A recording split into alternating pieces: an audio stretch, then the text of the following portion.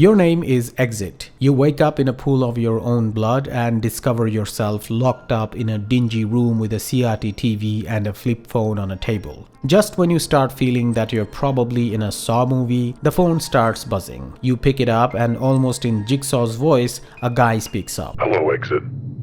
If it feels like something's been implanted at the base of your skull, that's because there has. It's a small explosive device, one that I can detonate at any time. It's in your best interest to listen to me. There's a lever in this room. I want you to find it and pull it. This is how PIGFACE begins. It's a grimy first-person melee shooting stealth game with PS2 era graphics that seems to be heavily inspired by Manhunt, a PS2 era Rockstar classic that was the subject of a lot of controversies because of its brutal violence. Just like Manhunt, here you take orders from this shadowy figure who talks to you at the beginning of the game and complete jobs which involve securing documents and other objects and killing people.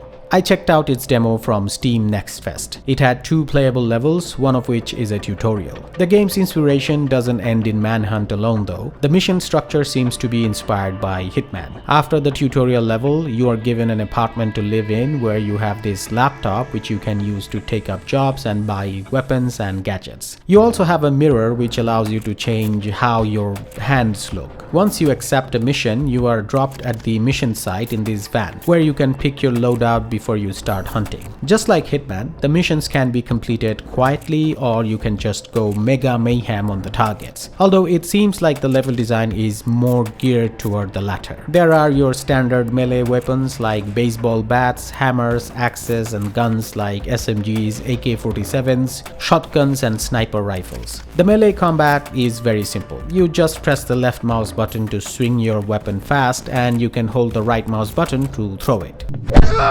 There is no crosshair, which at first made me worry a little as I thought this will make guns too imprecise to be usable. But surprisingly, even without a crosshair, my shots hit the targets quite well and I naturally adapted to the lack of crosshair extremely fast. I don't know if there is some kind of hidden aim assist at work here, but I felt that the shooting mechanism is deceptively well done, and it feels way better than you would expect from seeing the footage here. While of course the combat doesn't have that sense of weight and detail that games like Condemned Criminal Origins have, neither are enemies similarly weighty and dynamic in any way. I mean, their heads and other organs burst out like anime in just 1 or 2 hits, but these lackings do work with the vibe of the game, which is why I enjoyed my time playing this short demo quite well. Where the game really lacks though is in AI. Even for a retro style game, where I guess the intention is to make the game not only visually feel retro but also in every other way, I still felt that the enemy AI shouldn't be this dumb. They usually just run straight at you, get hit and die super quickly. Sometimes they don't even respond to getting shot.